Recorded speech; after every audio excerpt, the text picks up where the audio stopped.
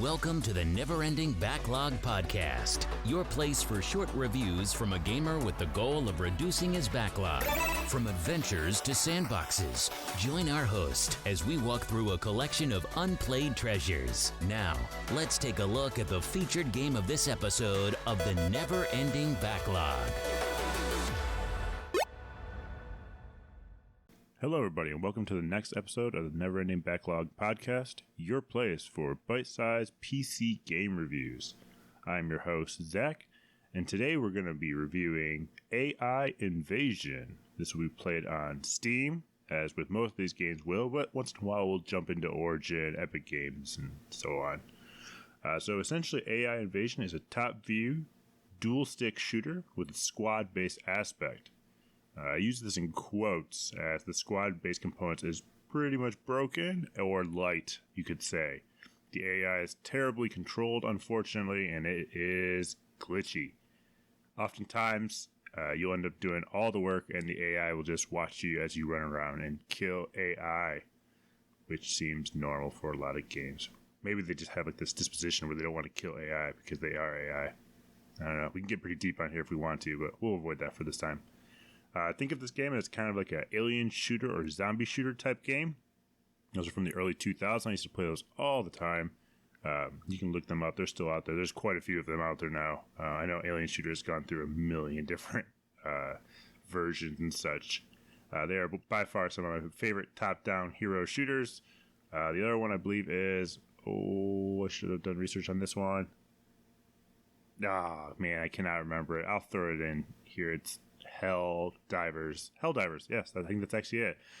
Really cool aspect of the game of Helldivers is basically you are all participate in a giant community. So when you complete missions and other people around the world complete missions, it actually goes towards a total mission. So it feels like you're actually a part of something, like this giant community. Really cool game. But anyway, we're here to talk about AI Invasion. So that's basically the general synopsis of the game. I played it at 1920 by 1080 resolution. And man, what a horrible experience this game was. I thought one-screen platformer was bad, especially with the settings. Nope, this was awful. First of all, it allowed me to play 5760 by 1080, which is the standard NVIDIA setup for myself, which is basically three monitors that are 1920 by 1080, all into one giant monitor. Not three separate monitors, one giant one, essentially. It allowed me to choose that setting, so when the game loaded up, it's like stretched across all screens. It didn't look too stretched out. It looked like it could actually work. Downside is it didn't adjust any of the ratios, so the confirm and start buttons all fell below the monitors, which is unfortunate because I couldn't confirm any settings to say like, this is obviously going to work. I'm going to try 1920 by 1080, the standard resolution, throw it on my middle monitor. Should be just fine. Nope, can't confirm those settings. Took a lot of finagling, so I eventually turned all my monitors back to 1920 by 1080, thinking, hey, that might work. Nope, it still tried to push 5760 by 1080 and a borderless window frame this time. So it realized that at one point in time I ran 5760 by 1080. So just to kind of fight it off, I changed all three monitors to separate resolution, and then I also uninstalled the game, reinstalled the game. Luckily, the settings reverted back, and it was able to do 1920 by 1080. But man, that was a pain. It shows 60 hertz as a criterion for the monitor resolutions, but there's nothing else you can choose from, so I don't know if they just throw that in there because I think it's like a buzzword. I have 120 hertz plus monitors. Nope, couldn't choose that, so that's all right. Game crashed about 4 times. Most of them recovered. About 15 minutes in the first game, though, it hard crashed, unfortunately. So that was a pain. Middle of the mission. They're long missions, just FYI, and it was miserable. So there's that part of it. That was fun. Another really interesting factor is when you start the game for the very first time, move your mouse around between Steam booting the game and the game actually loading, so you'll still see your Windows desktop. Move your mouse around and it will glitch across the screen. That's how bad a game is optimized. When it pre-game lags. Like, before the game even loads all the way, it lags. So, it's going to be our new criterion is if a game lags before actually loading, you have some problems and you can expect terrible things. I thought maybe my computer was too new. Perhaps the game is quite old. And then I could probably give it away a little excuses. I'd be like, all right, well, that happens. Maybe they could, hey, maybe it's 2006, 2008. So I can forgive some performance issues. I've been there. Nope. This game was made in 2015. This game is 5 years old, unfortunately. So that's insanity. The graphics are basically all the Space Unity free packs for Unity. So they basically just shoved all those assets in there. Yeah, it's pretty bad. So, but we'll go into the quality now, actually. Jump into the audio. The soundtrack sounds like it was ripped from GoldenEye N64, but not the real GoldenEye N64, because that'd actually be cool. A rip-off of the GoldenEye N64, maybe like a bootleg edition from overseas. So that was terrible. Man, that was bad. It's a bad audio soundtrack. Worse than the audio soundtrack, though, is the audio effects. Man. So when you're playing the game, you start off with the burst fire pistol. That's your only weapon. For the first actually 2 or 3 missions, you only get that. You can't buy anything more. You can't get anything more. You don't buy weapons. You earn them through missions, which is a cool principle, I guess. But it's a burst fire pistol, so it goes pew, pew, pew. But you basically just hold down the mouse the entire game. So you just hear this constantly in your microphone. And I was going to do something funny where I take that sound effect from the files and throw it into this podcast, so it's just running quietly in the background, so you understand 15 minutes of this game equals 15 minutes of this podcast, which is miserable. Just an awful thing. There are about 5 AI enemy models, I'd say, and the bosses were basically just enlarged models. So for this, think of it as, I don't know if you ever played it, Warcraft 3, but if you play their modded, like RPG maps and stuff like that, the boss is traditionally just one of the normal enemies that's just enlarged, maybe a different color to make him look like, oh, this is way different than the other ones I've been killing. So it's kind of like that, except, Warcraft 3 is old, and they were using those assets inside the game. This place had no excuse why they did it this way, but that's how it is. Awful controls, they're glitchy. The controlling the squad basically works when it wants to. Oftentimes it doesn't. There is a crouch button. It didn't dodge laser blast, and I couldn't crouch behind rocks to block the laser blast, so not quite sure why there's a crouch feature. There are times where I restarted the level, so maybe I died and I had to restart it. Controls didn't work at all anymore. The game's still running because you could see, movement of the enemy AI and that type of stuff. The music was running. But it just controller's just disconnected for some reason. My keyboard and mouse disconnected from it, so that was weird. The weird thing, I guess, for me is when a game throws in some piece of really accurate component, like, oh, this would actually happen in real life, into a game that's really poorly developed. And this game had one of those, and I love those little Easter eggs. So, traditionally in a top-down shooter where you control a person, you'll just shoot straight out in all directions. There's nothing usually that unique about it. However, if you go on an elevated bridge in AI Invasion and you're looking down on the AI enemies, if you shoot them, you'll actually see your character aim down and shoot downward, which is impressive because it does it automatically. It realizes, hey, I'm shooting down. And you might think, well, that's not that impressive. If you play this game, it is impressive because this game fails on so many other levels, but they managed to do this one thing where it's like, okay, that does add depth of realism a little bit. And I think that's kind of cool. So props to them for that, I guess. There might have been more later on in the game, but it crashed so many times I could never get to those things. Killing the minions were easy in the game, but once you got to the boss, it went into insane mode. I mean, the minions were basically one laser blast on repeat. It's like pew, pew, pew. Then the boss comes and it's about 40 to 50 blasts at the same time. So it's like playing one of those side-scrolling piloting games that you find in arcades where it's like there's this little plane shooting you here and there, and then here comes this bomber boss and it just has rockets coming everywhere. And you're just like, well, this was a change of pace. That's basically how this game was. There is no reaction from getting shot. Your health goes down. Your health bar is tiny, and you have a squad, so you have a lot of tiny little health bars. And I think it's funny, like, there's no impact to the bullet. So, think of if you ever developed a game, or maybe even did like the initial game maker or Unity, or you did any of those things, and you programmed your very first attack, and it, like, the bullet went out and it hit the object that you're actually trying to hit, and it just disappears. That's basically what this game is. They haven't added the effect yet of what the bullet or the laser blast actually does. It's just pew, and then it just disappears. That's how this game is right here, unfortunately. It seems like it's a beginner game development company, but it's called Game Art Studio GmbH, or German LLC, essentially. And they have a ton of games out there, and not surprisingly, all of them have negative or mixed reviews at best. There's no positive reviews. That's crazy. I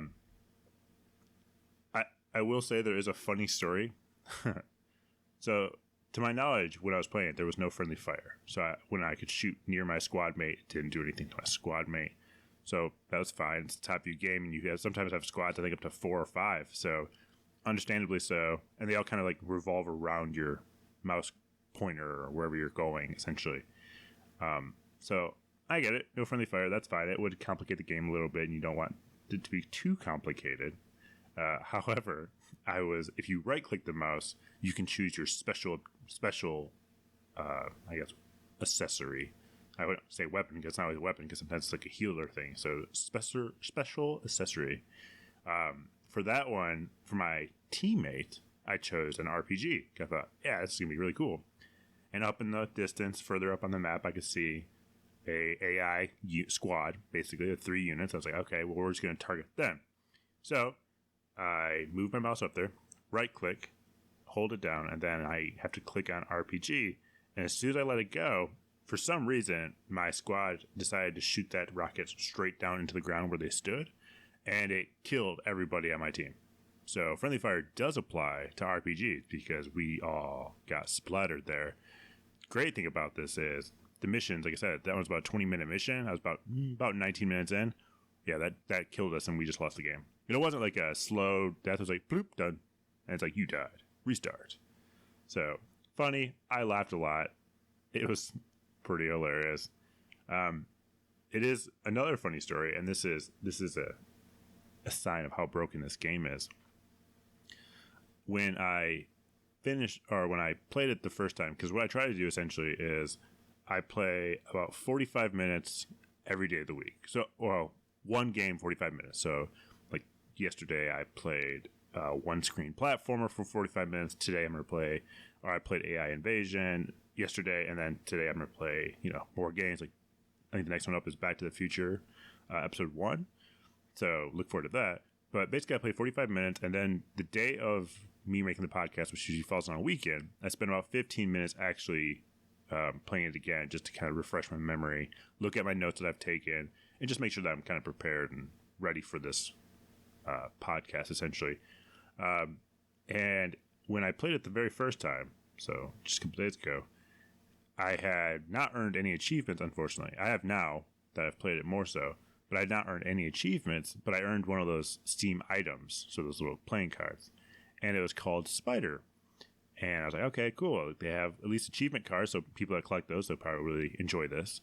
Well, it had a broken image, the Windows broken image logo, or icon, for the actual image. It wasn't actually, like, meant to be that image. It's just a broken image. So I thought that was funny. I actually had to restart Steam, and then the image actually showed up. So not sure if that was a Steam problem or that, but I have hundreds of them, and I've never had that experience ever. And my internet was fine, and everything else was running fine. So I have a hard time believing it was actually Steam's fault. And playing this game, well, seems like that's actually probably the game's fault. For game economy, historical low is 99 cents. However, the current best price is $9.99. And that just bothers me. It really bothers me more so than ever. It has nothing but negative reviews. People mention all the technical things, and honestly, it could be an okay game. It really could. It could be an okay $5 game. there's nothing unique about this game that's like, oh, this is amazing. Like, I think they tried to get by the uniqueness with the squad-based combat, but it's not like squad-based combat, or, you know, it's a very squad-based light aspect.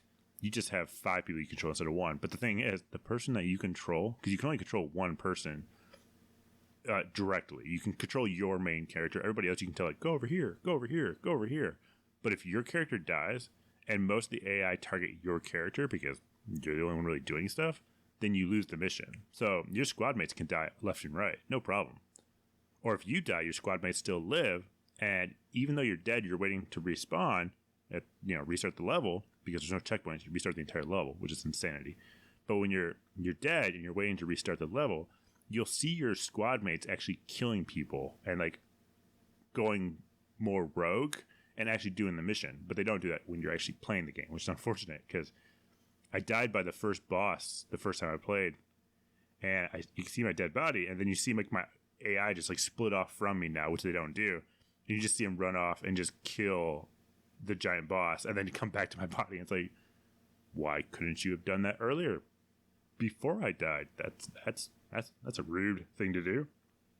So, this is my review is always based on, will I keep it or will I delete it? I'm absolutely gonna delete it. It's not a big game, but it's a poorly optimized game, and I feel like the developers just don't care, and that's really bothersome to me. And they charge $10 for a poorly optimized game. There might be reasons why that is, but I don't. I mean, the game's been around for 2015. It's not early access. It's just a poorly developed game. The gameplay is very long, tedious, and repetitive. The maps and textures all look the same. The sound effects are the same over and over again. The music is on loop, so you hear the same over and over again. The main missions are the same as well for the most part. There's like, oh, escort this person, escort this team of people, and then those people. I mean, it's amazing because like you'll see like this one bot or AI here and there, no big deal, and then once you get near the objective, it'll be like, here's 300 AI. It's like, okay, well, just ramped it up to 100 there. Okay, cool. So it'll be immediately uninstalled. Downside with this entire podcast. So look forward to this. You might not know how I'm choosing my games, but essentially I'm choosing the first game in every letter category that I haven't played, or that doesn't have at least an hour of game time on it, essentially. It can have less than an hour, but I'm going to give every game an hour at least. I think it's the respectful thing to do to the game. I'm going to try them all. I will say right now, this game was hard to get through an hour. Like, it was brutal. It was a brutal experience. I have pain and nightmares from this game. But the really funny downside of this is this isn't the only AI invasion game. There are other ones, and I must have bought this in a bundle from probably Bundle Stars. So I have like I think 2 or 3 more that I still have to review. So I'm not looking forward to that at all. This sounds nightmarish, but you'll get to hear those podcasts. Luckily, I get to go through the rest of the alphabet before I jump into the next AI invasion. But here we are, reviewing terrible games and reducing my backlog as I wanted to. So no complaints there. If the worst thing I have to do is review bad games, I am okay with my life. So anyway, thank you for joining on this episode of the Never Ending Backlog podcast. I hope to hear from you next time, as we will be reviewing Back to the Future. Episode 1 is It's About Time, which has been a fun experience for me, and you'll find out why. Thank you very much.